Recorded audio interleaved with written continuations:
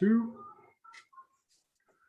Okay, so it seems that we are now live on Facebook. Welcome everybody who's watching to another episode of Schreiner Life. Tonight I get to be the host. Again, David Garrels.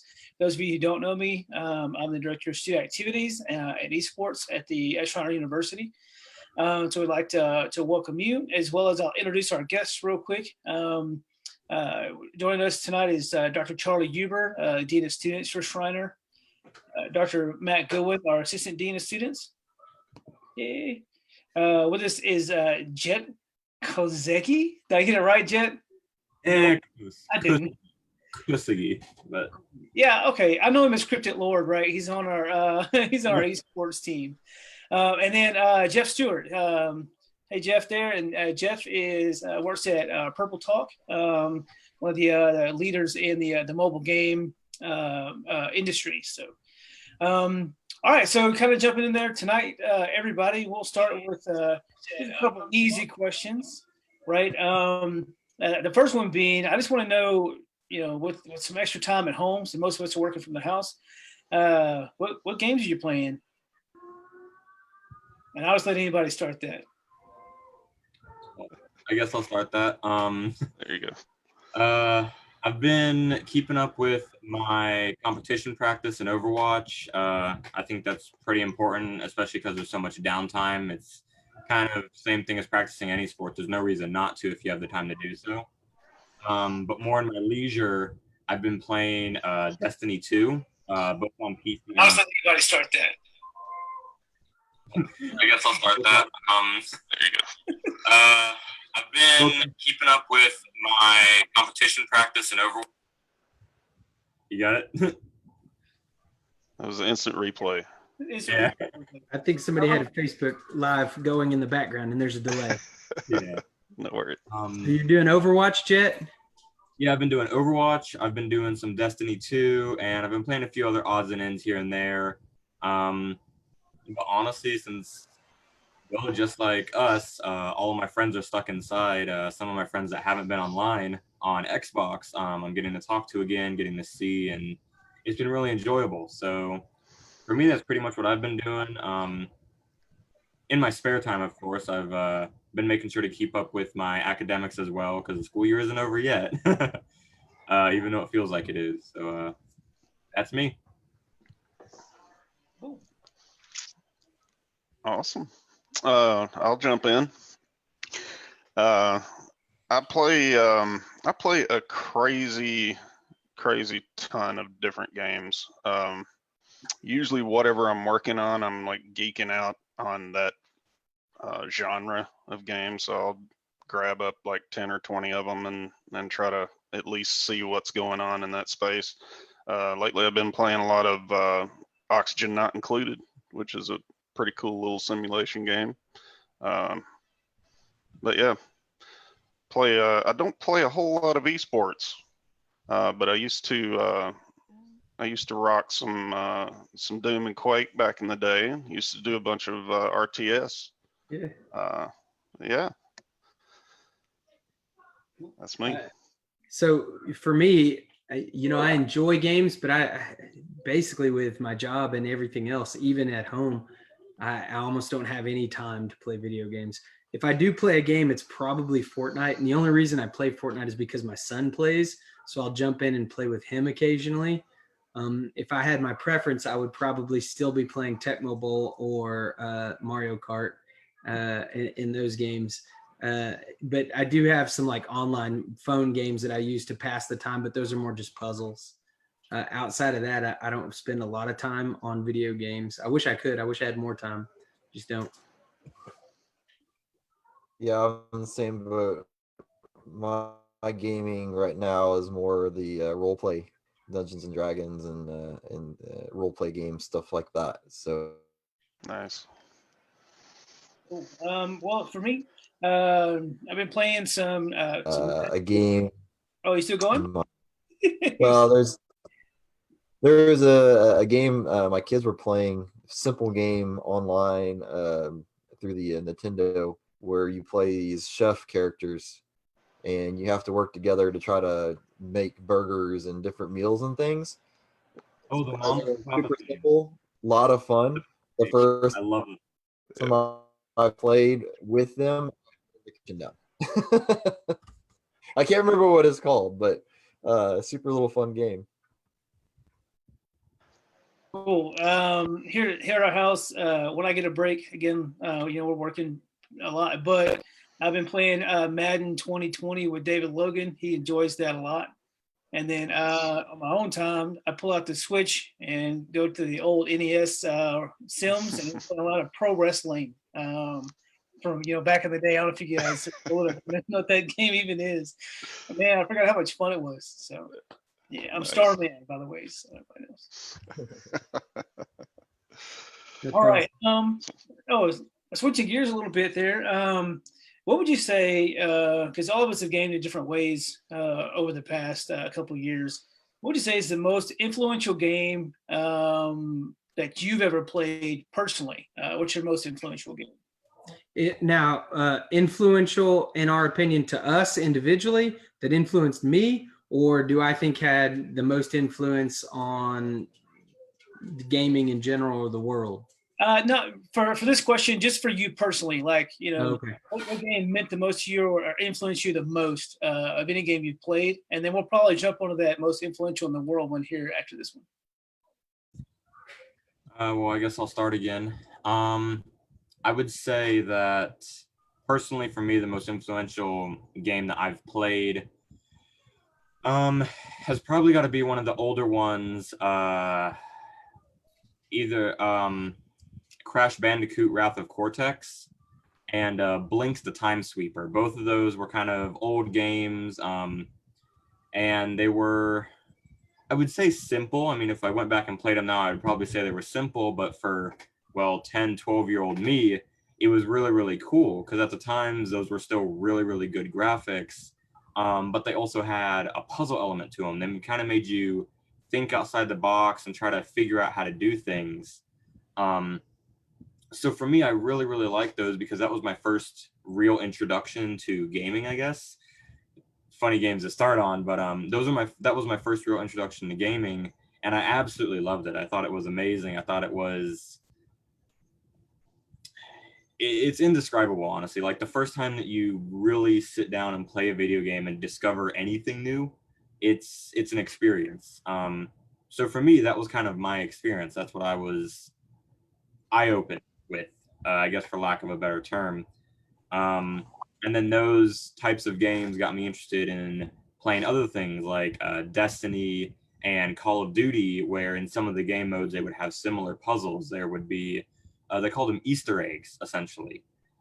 Essentially, they don't really give you instruction. They don't tell you what to do. You just kind of have to figure it out, and you get rewarded at the end for being able to do it. So, in my opinion, if I had to name a top two, it would definitely be Crash Bandicoot and Blinks the Time Sweeper, because those were old. Those were the first few games that I played, and I really, really enjoyed them. Excellent. So I'll go next. The game that I would say the Legends of Zelda, or not Legends, but Legend of Zelda, the original. And so it's funny to hear Jet say old games, and he mentions Crash Bandicoot. And I'm thinking, well, Pac-Man, or going back that far. But as a kid, that was the first time I played a game that I became engrossed in the game and the story of the game, and wanted to do everything that the game offered without cheating. And then I wanted to cheat. I wanted the map, that came in the Nintendo magazine. I spent hours and hours and hours exploring that map and burning every bush and putting bombs at every wall. And doing all of those things. And it's the first game too that I went all the way through and beat without a cheat, and then went and did it again and wanted to do it again. And so I just spent so much time playing that game. Other games you play, you jump in, you jump out, you jump in, you jump out. This game, I just, got enthralled with it. So Legend of Zelda. Nice. I'll go. It's funny that you were bringing up Legend of Zelda and like all the bombs and like bombing everything. We were just having a discussion earlier today about how that is kind of lost in today's gaming environment, because I mean, if any game that you want to play, you can go online and find a complete playthrough for it, like day two almost. Yeah. So we're making a Metroidvania style game that's a lot, like that kind of a game where it's just a big world and you're going out and exploring a lot of it. But I would say one of the most influential games to me is a old adventure game called Space Quest. Yeah. And it was just a parser game. It was like a 20 questions. You had to type out, what it is that you wanted your character to do, and then you had to move him over there and get him closer to it. And that was one of the first games that I ever played on a computer. I'd had a Nintendo up until that point, but that was one of the first games I played on the computer, and it actually got me into programming. I was self-taught and BASIC for a while, so that one was really awesome to me, just trying to figure out how they did this parser. How could I type a question in the computer and it actually answer me or understand what I meant, and all that kind of stuff. So that was one of my early favorites.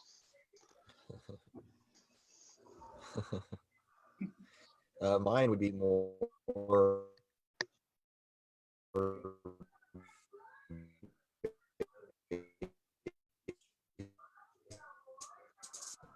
Is he breaking up for everybody or just me? I guess brings back really good players playing one of the original Ninja Turtle games, like the first one of the ones you had to like go into the water and you had to defuse the bombs and all that. That was a lot of fun. So a lot of those type of interaction games of competition. But for me, it was more like that social gathering and playing with people. So those types of games I kind of gravitated towards. Cool. All right. For me, it's super, like really super old school, right? But it was a game, Joust, and that was an arcade game. You could get it on Atari, a while later. But man, Joust was one of my most favorite games in the world. And we used to get home from school, and Mom would leave us. We were those latchkey kids from the '80s, right? And so we'd get home, and there'd be a bag of quarters on the table for us. We got our chores done the day before, and we'd head down to the arcade and just wear out some Joust for like 3 hours. Just me and my brother. And it was up from your house on the hill. Joe Corley owned that place. Joe Corley owned that place. It was up from your house, not down. Well, I mean, and when we first started, that's when I was even younger. When I lived out in kind of like the Kingwood area, it was really, really small. We lived in these townhomes my mom used to work at.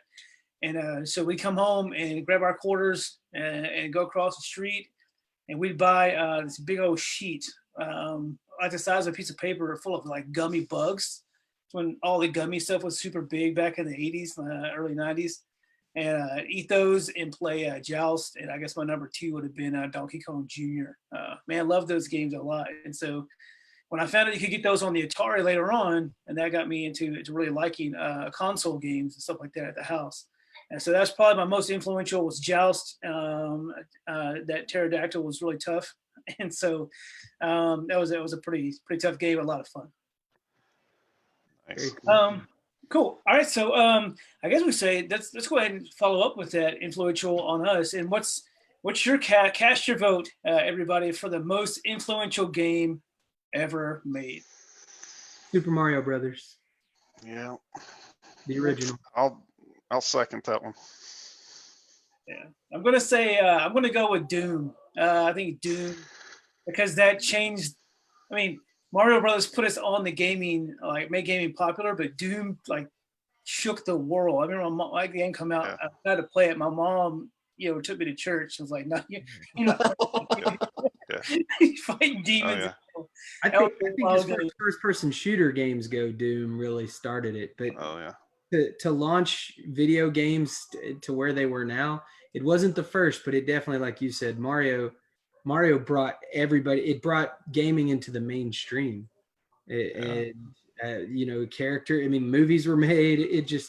It's still to this day. I mean, there are so many games that feature Mario, that character, and Nintendo's built an empire on that game. And Mhm. so, for me, it's always going to be Mario. And even though I didn't really like the original Mario that much, I mean, I played it, but it just was. But I don't know, Jet, Matt, what do y'all think? I would agree. I would say that Mario is definitely pretty influential. If I had to personally pick, even though I'm not as invested with it nowadays, um, I would say that Pokemon was a really, really big thing in general because it was one of the first few things, in my opinion, where you had a handheld device, you could take it with you. It had the best way I can describe it is the games had a certain flavor to them, that was unique, that was special, and they created characters and icons and an image and names and just things that if you say nowadays, like everybody knows. Like if you say Pikachu, people who understand what Pokemon is will probably recognize, oh, a Pikachu, this is what it looks like. But to someone who's played the games, to someone who's watched the cartoons and the anime, if you say Pikachu, everyone's first reaction is Ash's Pikachu. Like, even though it looks graphically the exact same to the rest, you Mhm. picture that one specifically. Yeah. And even throughout the games, like, there's always a staple with everyone that comes with it. Like, they say every new Pokemon game that comes out nowadays is a new generation because they're adding in new mechanics, new Pokemon, new this and that. And it's going to be a little cheesy, but the game and the concept of Pokemon is still evolving to this day, I think. And they've coined a lot of terms, they've done a lot, and they created a lot. I mean, you can see how they evolved from a very 2D black and white 8-bit pixel game all the way to this massive open world Skyrim-esque, cartoony Skyrim-esque, I guess you could say, game nowadays. I mean, I personally haven't played the newer ones, but I've seen a lot of gameplay of them, and I mean, the processor for the Nintendo Switch is as big as those old cartridges used to be to play on your Nintendo DS, and it's crazy to think that something that's able to run that uh, can essentially. So I think that Pokemon, just to have a little bit of a differing opinion, mostly, but also a personal opinion.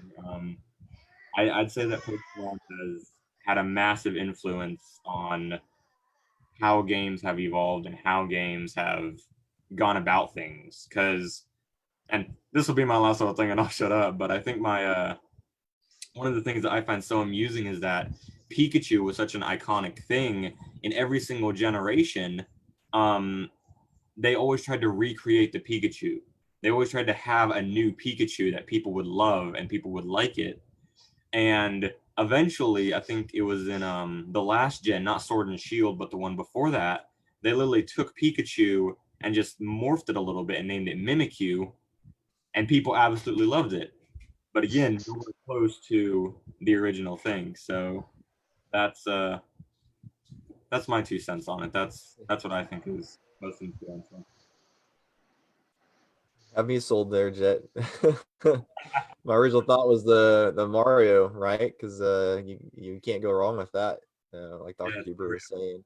But even your conversation, I remember, the Game Boys being able to take it from in-house to be able to travel with your games at that point. Just another iconic moment with all those games. But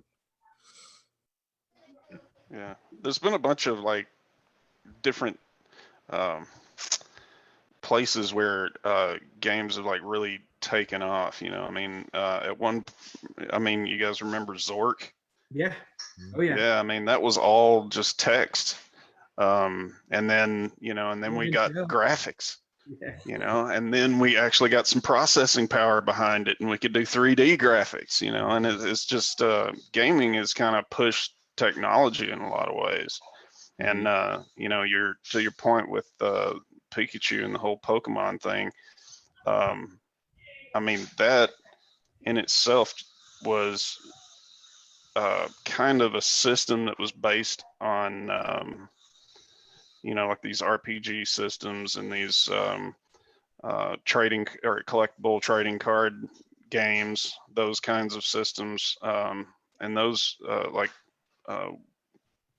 Wizard, the company Wizard has put out, it's like, what is it? Magic the Gathering.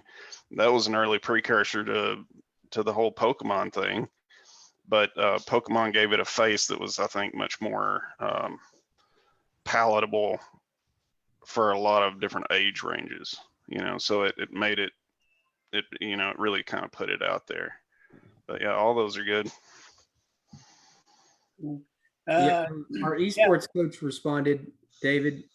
Esports coach said League of Legends, and he's biased because that's his game, but his point is that League of Legends has really launched esports and has changed the world of esports.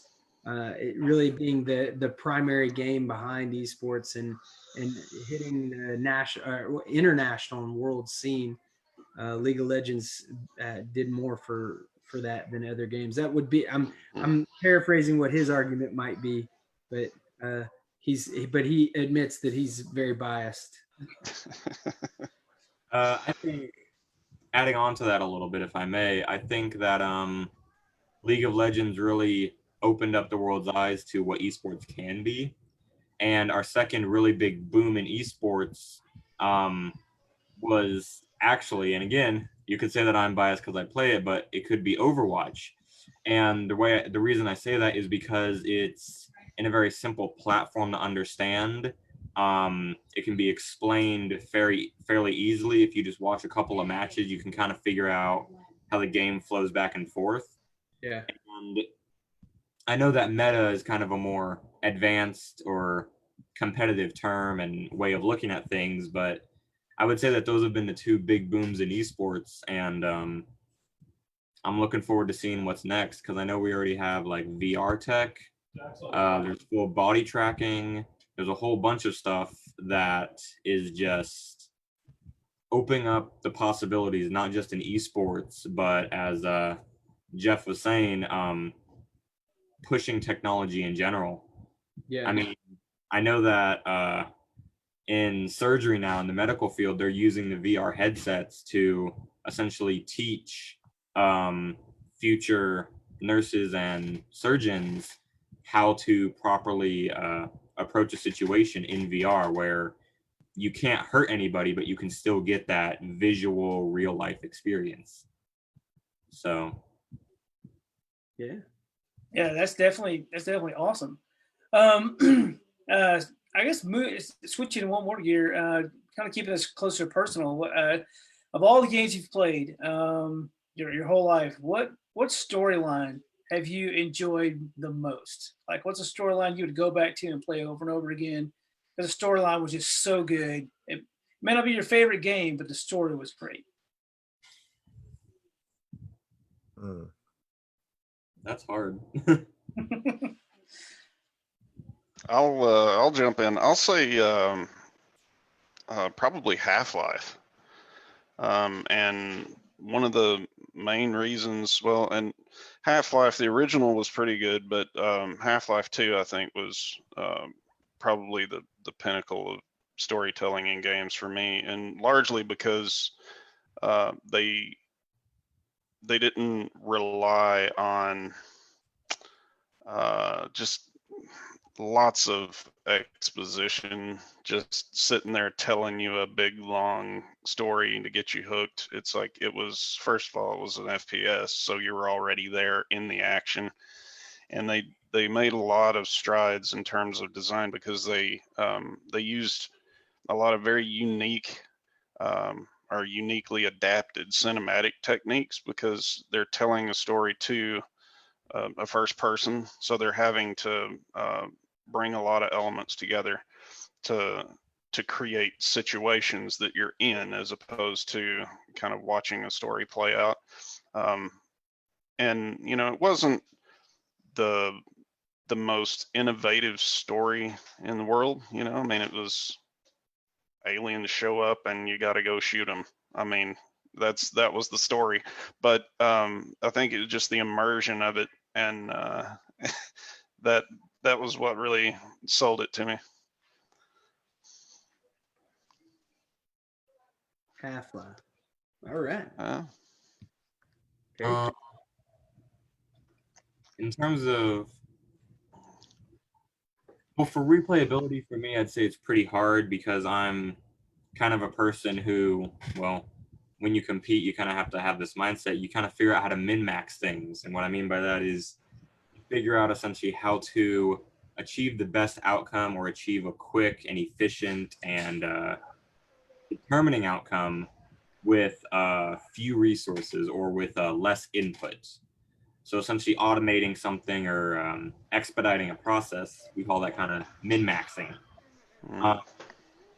So in terms of replayability, it's a little hard because for me, once I've played something once, it's kind of like you just, like if it's a set storyline, you just know where things are. So you rush there like to expedite your process. It's just like, oh, if I get this, I can do this first, and this, and this, and this, and this. So I'm kind of going to put the replayability aside for my answer to a degree. But in terms of storyline, I would say probably Skyrim, personally. I really, really like Skyrim because the character that you can create, first off, there's however many skill trees there are, so you can create whatever type of character that you want to. You can fight however you want to. You can take whatever course of action that you want to in the game. And you can kind of create different stories in a way. Again, having builds that you like to do or this or that, if you start to struggle in one place, unless you're really determined to focus on one thing, you can kind of drift back to doing that build again, and then it's just a repeat. But in terms of story, I think Skyrim probably has one of the best ones in my opinion, because it gives you one very simple, straight storyline that you can follow. It's just like, hey, here's the problem, here's the antagonist, here's the solution. Like, it kind of gives you a very straightforward way of doing things. But there are so many side quests involved with it. You can literally spend all eternity playing Skyrim and never actually complete the main storyline. And when I say all eternity, I do mean that literally, because Bethesda put in a system to where new quests would appear, to where when you hit a certain point, they would bring back an old quest, but provide you with something new.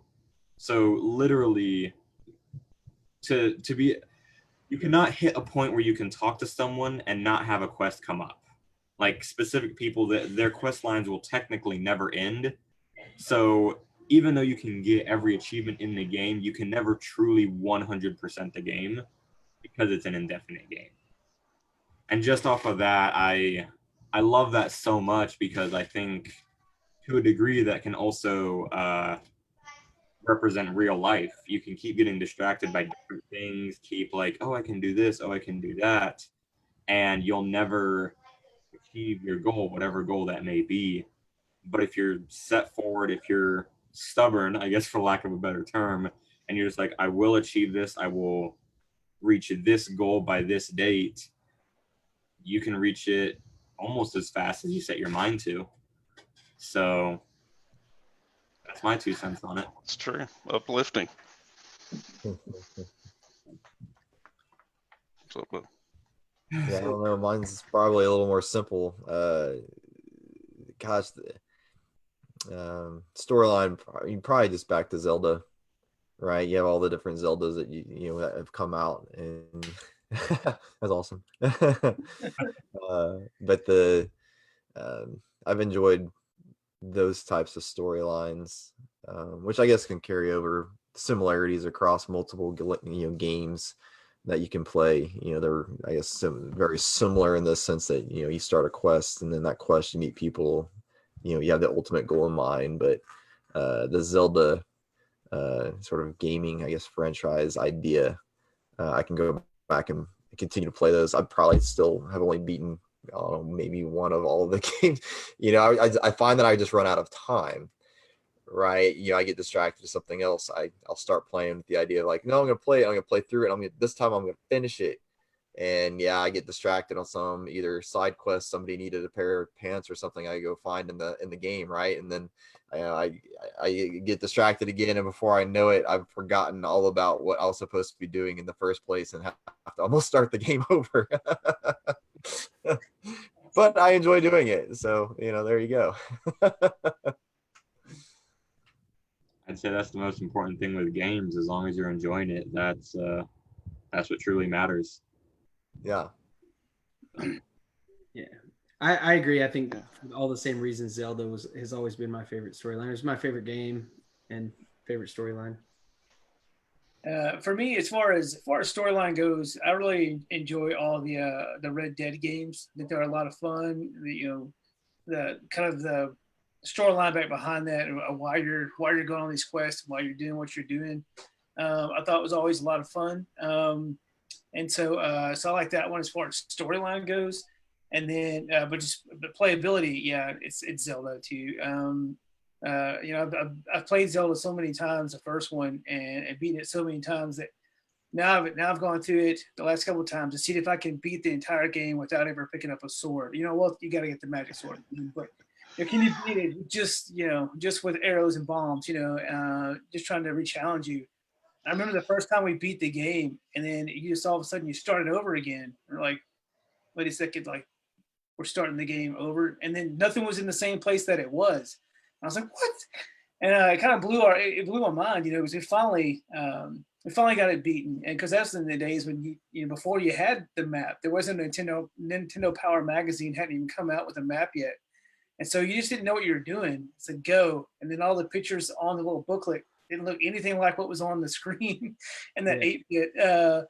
But so you had to just figure out what everything was. But that was a fun game because you could play. You got two games in one, but no one knew it for like years, and it surprised you. Well, I got 2 for 1 in this game. That was a lot of fun. So yeah, Zelda's still number 1 for me. So our next question is, if you could design the next big game for PC, for console, mobile, whatever, and you were given whatever support you wanted to, what would the storyline be, or what would the concept of that game be? And so how would you what game would you make, I guess, for the future? Well,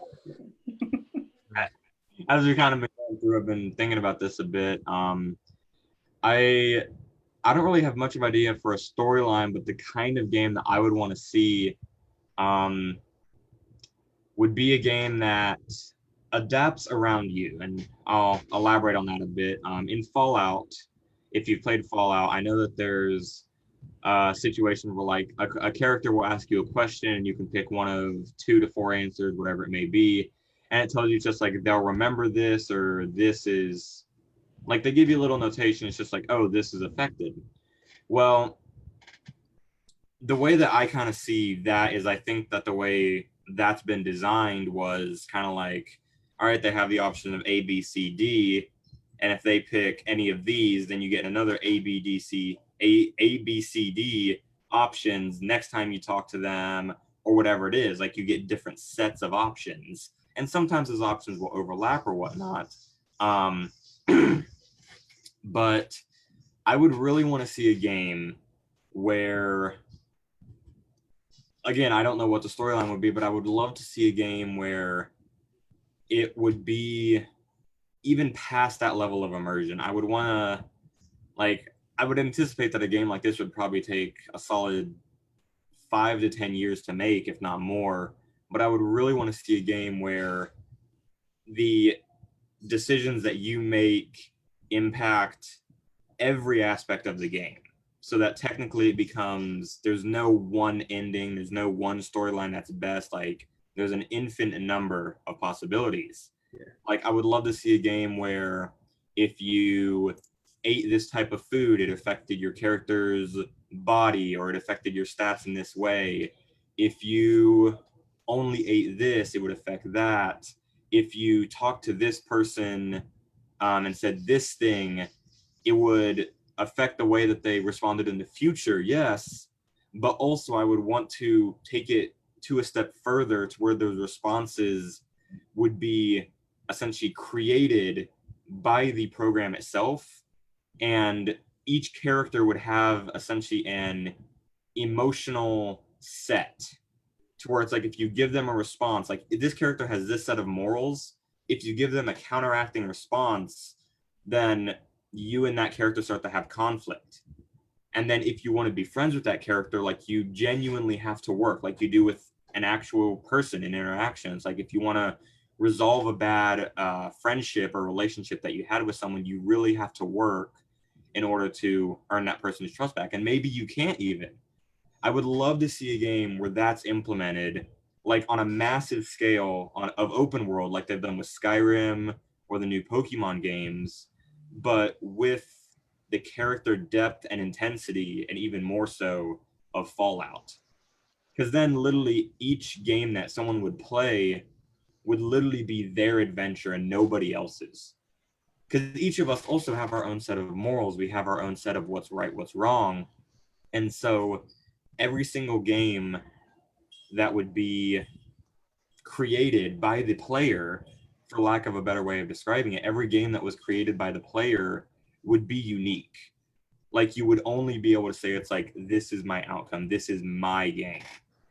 And especially in this world of, oh, we release this game with a battle pass, which encourages this grinding and encourages this repetitive action of it's just like, even if you lose, you still get rewarded. I would love to see a game where all that depth, all that time, all that effort is really just focused into this one final masterpiece, essentially art. And I would love that to I be think Jet is on pause. Oh, I can hear him. Yeah, I can hear him good. Yeah. Yeah. So in its entirety, that's what I would love the next big game to be. Because I think that all the games we have nowadays that are coming out have a repetitive, similar, and kind of copy paste undertone. You grind, you get the gear, you use that gear to get more. I'd love to see something that is unique to the player and that has something to it that we've never seen before. Like the game evolves as you play throughout it. Like I would love to see that. I agree. Um, I I think those elements are really fun, right? Where it's an unknown, right? It's a very reactive, which I'm all about. Like my thing is reactive storytelling. So if your character makes a decision, it immediately has some type of consequence, good or bad, and influences um, other things around that character, which include other characters. Like I can only imagine the amount of processing or data or the work that would have to go into making that type of game, because you would have to be able to come up with so many variable unknowns per situation. I mean, that's mind blowing to me. But of course, and if you give me a whole bunch of money to make a game, I've got to throw monsters in there. Like monsters are like my thing. So like you're gonna have like this ridiculous setup that you hopefully haven't seen before, or you've seen before in a different light, right? I mean, we've taken the idea of the zodiac signs before in different role play games that we've done, and create them into instead of something that you might be like, oh, what's my horoscope based on my zodiac? Like, you don't want to know, right? Because like you want to distance yourself because now these are some type of crazy monsters that are going to come and get you, whatever, right? But I agree with you, Jet, where if the game could be a responsive type of quest, and not just that, like you're looking. So I always felt like playing Zelda would be a lot more fun to me if it wasn't just a one person game, where if other people could join in the quest with me at the same time, within that quest, and and then now we're having to make decisions together and things like that and interact. I think would be a lot of fun in playing that type of style, a quest type of style. Of course, I'm more of a role play type of person, so I mean, I guess I'm really just talking about taking like a D&D concept and putting it into like the gaming world. But so the storyline, yeah, I don't know, but I do know there'd be a lot of these ridiculous monsters that you'd have to face and probably have to save, mankind or the universe or something along those lines, right? So I'm going to jump in because I've thought about this for a long time. When I was a kid, I read these books called Xanth novels. And I've always thought that this would be a really interesting, massive online video game option, sort of taking what Jet and Matt have both said, because Xanth is a world in which everybody has magic. And so you jump in your different characters. I think if you created an online environment where you could go in and be on your own, you could get friends, and you each are sort of randomly assigned magical powers. And your job is to find quests. There's not one storyline. There's multiple storylines and multiple arcs, sort of, it's a choose your own adventure type world. You could complete several of them. You could go in and you could be a bounty hunter. You could go and ask what quest you should go to, but you've got to pay a certain price to do that at the magician Humphrey's castle, which is guarded by a manticore or whatever. And you have, all of these different things that happen. Piers Anthony wrote, I think, over 30 novels in this series. And so there's a ton of stuff to pull from as far as story. But the complexity is what I like. And the ability now exists. When I was a kid, there's no way this could have been a video game. But now I think with, World of Warcraft, you see in that sort of massive online environment, you see different things like that are coming. I think there's a possibility for something that has dragons, but if you don't want to mess with dragons, you don't have to mess with dragons. You could jump in and you could jump in with people, but oftentimes your quest may be counteractive to someone else's quest. So I like Jet's idea of saying, you don't know that you think you're playing against a computer, but you're actively going against someone else who's chosen to be a dragon. And their job is to guard this egg for the next 36 hours. And that's the quest they've chosen. And your job as a knight is to go in and defeat this dragon. And but you don't realize that that's somebody, sitting in New York while you're in Texas playing these games. But you're sort of going in against each other. You're helping each other. And it's magical. I mean, otherwise you're just creating a sim of real life. And I'm not a fan of that necessarily. That's weird. If you want real life, just walk out your door. But if you want to breathe fire and you want to fly, then let's jump into a video game. And so I see that as a big difference between like sim. Westworld is an example of the real life video game. If you've seen the TV series on HBO where they actually have robots, and you can go in and you can interact with the robots and sort of play this very realistic Western video game. But it's not a video game. It's physical. And so I don't know. I like the fantasy side of it. I think that's, something that I thought would be a really cool storyline. I mean, I definitely agree with all that. I mean, I'm honestly a little more shocked that with all the technology that is coming around, that we haven't had more advances like this faster, if anything. I mean, personally, for me, I'm going into CIP, so I'm a bit more tuned into technology's progression. And just the other day, I was watching on the news, they were doing some 3D modeling with like 100 cameras or something in this dome around a Holocaust survivor, and they were asking them essentially what they think about all the COVID-19 stuff going on. And so they essentially had that dome, and then they either projected essentially a 3D image onto a similar chair of what that person was sitting on to two people in a booth, and that's how they had that interview. And I knew that technology was like up and coming, but I didn't know that there was already something like that around. And I just saw the other day too that someone's now trying to take the camera in your phone or in your laptop, because I mean they're ridiculously advanced. They have the facial recognition and all. They're trying to take that and have it read your joints, read your fingers, read your motions without seen anything, like just resting your hands down, it'll automatically center it, and you have an invisible keyboard. Someone's already created an app in a beta that does that. And I remember seeing 2-3 years ago that someone wanted to do that.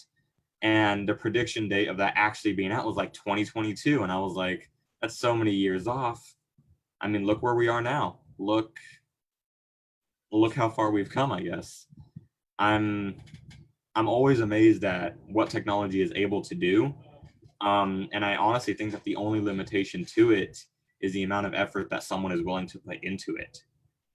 Because, I mean, in my opinion, that's the reason why a lot of issues in general nowadays don't get fixed, because people don't want to sit down and take the time to fix them, or sit down and put in the effort to see something through. So cool. Well, we had a question online. Ricky Puente asked how you guys feel, or how we feel about Ready Player One, and how do we see video gaming in general going into the future over the next 10 years? That sort of aligns with what you were saying, right, Jet? David, did you get that question? Yeah, I did. I was going to introduce that next. But yeah, so I mean, for me, I love the movie. The storyline, not so. I mean, it was okay. But for me, the best part about it was all the nostalgia of it, right? Trying to watch in all the different spaces. I mean, this was from that movie, this was from that game, or whatever. And for me, that was a lot of fun. So I've watched it probably like 3 or 4 times, just trying to find all the Easter eggs in that movie. It was unbelievable. So I mean, that's my opinion on the game. As far as where I think games are going in the next 10 years, I don't know. Jeff probably knows the answer to that way better than us. I mean, he's on the front lines of that, but I don't know. But I mean, it very much could be, Ender's Game, or something like Ready Player One, or Surrogates, or all those movies where we see Westworld, when you're logging in to a chair and you're moving, an artificial body in a space where you can do whatever it is. I mean, whatever you want to do, you can be whoever you want. You can do whatever that is, and it's still tied to your brain. So kind of like the Matrix. You're there. You feel it. You smell all the smells. You taste all the taste. But you're safe at home. So I don't know if we're ready for that in the next 10 years, but I mean, maybe. I don't know. Jeff, what do you think about that one? Yeah, Jeff, that's coming out next year, right? I don't know. I think they're still working on the smell and taste interact. I haven't seen that one yet. I have seen an actual at one of the GDCs. There was a booth that had a hologram that was like 3D. You could walk around it. Now it was like super. It was not practical at all. The thing, the machine that was creating it made just this humming noise that was just unbearable. And you had to like put a black piece of cloth over your head to get the light out, where you could kind of see it. But like hologram projection, all of this stuff, like Minority Report kind of controls or UI that just pops up out of nowhere, I could see all that stuff. I think some of it is a little spoopy, to borrow a phrase from my kids. But it's I think the applications for these kinds of interfaces and these kinds of feedback mechanisms that we're exploring in games, like because you brought up Ender's Game, and that level of control, that gets a little spooky when you think about bringing it into real life, because it's always something that's like weird that you don't really think of. It's like back in the 40s or 50s, 60s, they had these dreams of everybody was going to have a flying car, and then now it's kind of, you look around and it's like, okay, in order to have a flying car, you need a pilot's license. And how many people around you do you trust that can drive a car I don't trust them flying a car anywhere near my house. You know, I really don't trust myself around them. You know, it just becomes this like crazy impractical idea. You know, even though it would be cool. You know, I could totally see it. Yeah. I think that I mean, I've seen Ready Player One a couple times over. I love the concept behind it. I love the idea of what it presents. I mean, like I said earlier, briefly that I touched on, we already have like full body tracking stuff. We already have VR headsets. We already have the ability to provide that.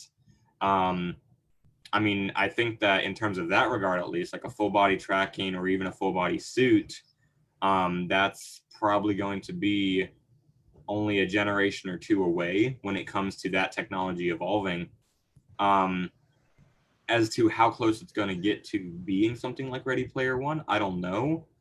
But if I can borrow a little thing, not gaming related from Inception, something that I think would become a concern once you start pushing into that realm of merging your sight, your essentially all your senses and your immersion from reality to something that's fictional. I think the issue would come in to be where how do you start telling what is real and what isn't real? Because eventually we're going to get to the point where technology will be able to project a false image or project a video game as clearly and as crisp as we interact with the world around us. And I mean, just consider the possibility, both positive and negative, of what that allows, what that opens up to everything. Again, I mean, how do you start distinguishing reality from virtual? Yeah. Hopefully it's by time spent, right? Yep. You know, get outside. Yeah. You know, one saving grace of it is that, you know, there's nothing new under the sun, right? Pretty much everything that we see in video games is somehow derived from something in the actual world. You know, there's obviously some pretty creative stuff on top of that. But yeah, I mean, that's you know, that's the whole Matrix thing. I think that video games will, you know, there probably will be VR and we'll have that capability, but I think people aren't going to necessarily, it's just like 3D movies. Everybody thought we're going to want to see 3D movies. People don't want that. And I think there's an escapism to video games. You do it because you want to take your brain somewhere. You don't necessarily want to take your body somewhere. I think that may creep people out. The human, we're not into that. We don't, I'm not sure, we may be eventually, and that may be generations from now. I think the next phase in the next 10 years, which is a lot sooner than you realize, I think the next 10 years, we're going to see video games expand options within them. You're going to have multiple story arcs that can go at one time, that can layer on top of each other in unique ways. I mean, you can see that as it came out in like Grand Theft Auto or the new Zelda game, where you have an entire world you can explore, and there's multiple things you can do, and you can manipulate the world around you. I think that's going to become more and more complex. And as we dive into massive game design, you can see it in Fortnite now. You can see it in even Apex and those games right now.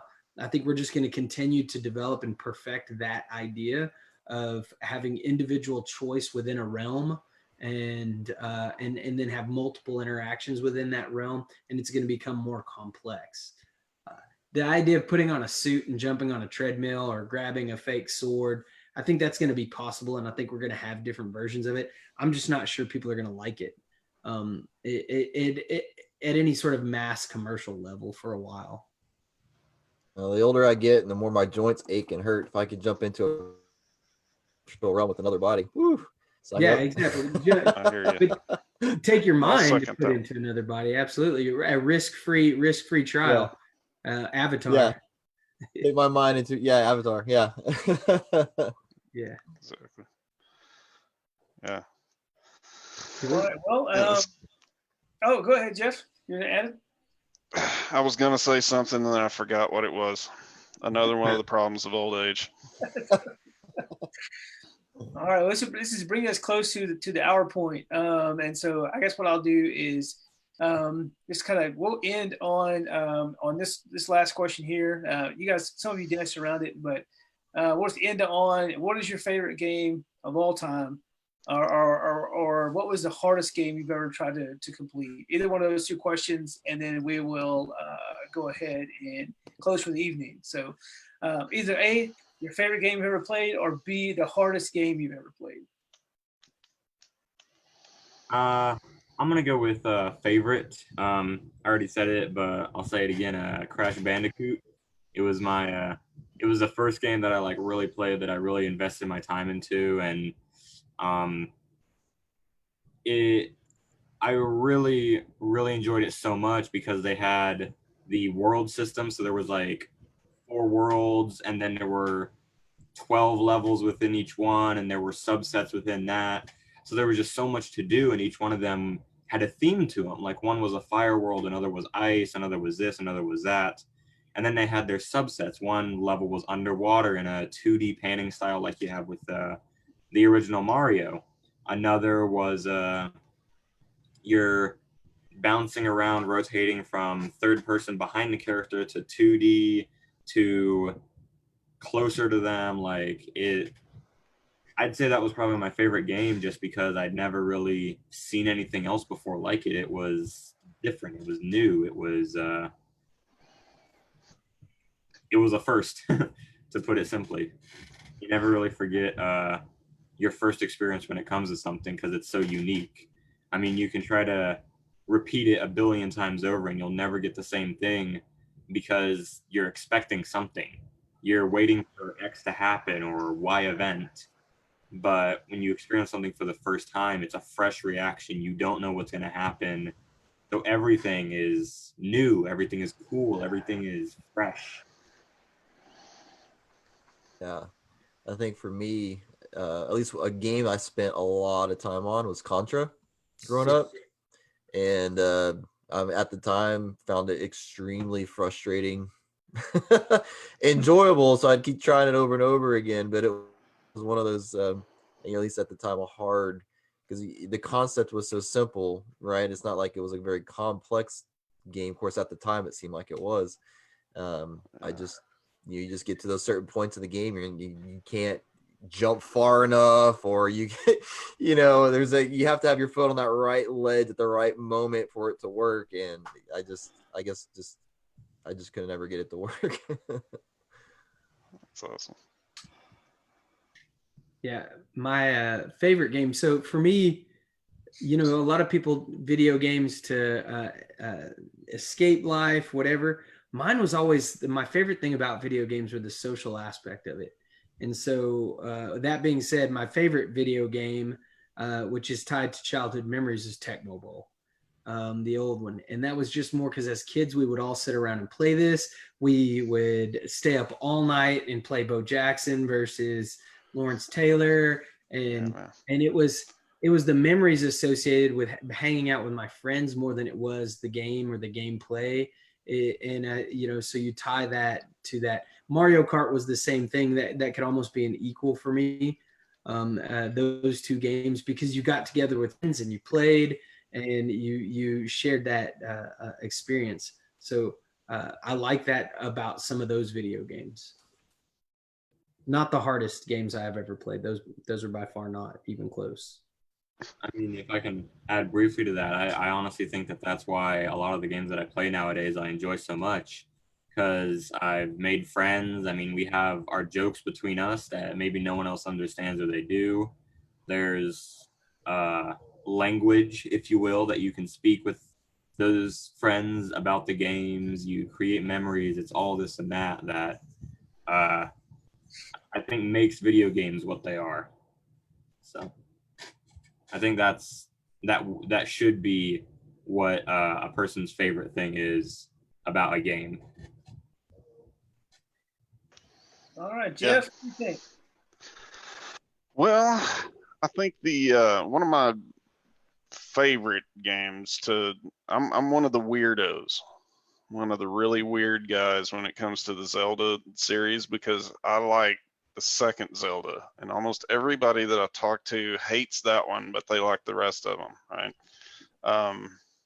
And one of the hardest is, like I remember as a kid, Ninja Gaiden, the first Ninja Gaiden. Oh my gosh, and it was so, and I couldn't never do it. And now, I mean, I can go back and just spank it. But at that point, it was, I think games tend to do that over time. It's like games are an excellent teaching tool, even if all they do is, teach you pattern recognition. But yeah, over time, now it's like I'm not satisfied with just difficulty, or it's like I got to have the story there, or I've got to have the RPG system where I get choices, or it's games just keep evolving. They keep getting more and more complex, and we have these kinds of discussions all the time. It's like, is it too complex? It's like this, this awesome conversation system where everybody has their own morals, and they're drifting around on a plane, and all of that. You can have that. Now you have to telegraph that back to people so they understand what that is. So it's like it's a give and take kind of feedback mechanism, games. And so I think over time, they keep changing. I know I've said it before, Oxygen Not Included is just crazy hard for me right now. Mostly because I don't have time to play it, but it gets so into engineering and chemistry, and just, it's below 101 level engineering and chemistry for sure, but it's that level of concept is kind of what challenges me now. But it's drastically different than when I was a kid. Yeah. Awesome. Well, I guess I'll finish with that one. I think I'll choose the hardest game I've ever played, which is also one of my favorites. I'll go with Jeff with Legend of Zelda 2, The Adventure of Link. That was an extremely hard game when it first came out. I think it's probably in my opinion, it's the hardest game ever made because it was tough. You didn't have any. There was no walkthroughs. There was no internet. You just had to figure that out. It took a long time to figure out that you don't get all the extra men first. You wait till you get the last castle there, and then you go get all the extra men, and then you go try to fight the boss, right? And then the fact that you had to fight yourself at the very end, it was the Dark Link, and really all you had to do was crouch in the bottom left-hand corner and just hit him. Like no one knew that, right? For a long time, and so it was super hard. And I don't think I finished that till about maybe 6-7 years ago on my Game Boy Advance. I finally finished that game, but Nice. that was the toughest one for me. But I want to thank all of you guys for coming online with us and joining us on Zoom and having a great time and good discussion about video games. We'll hopefully be doing this again soon about video games. It's one of my favorite topics. But every night this week, you'll see us at 6 p.m. right here on SU Monty with Schreiner Life. And you'll see myself and Dr. Huber and Dr. Goodwin with different topics for the night, different guests. And we also do Kilt Talk on Fridays at 10. And we'll be looking at dropping some Deans and D. So Dungeons and Dragons with the Deans pretty soon for you guys too. And thank you all so much for tuning in to Schreiner Live. Have a great night and stay safe out there.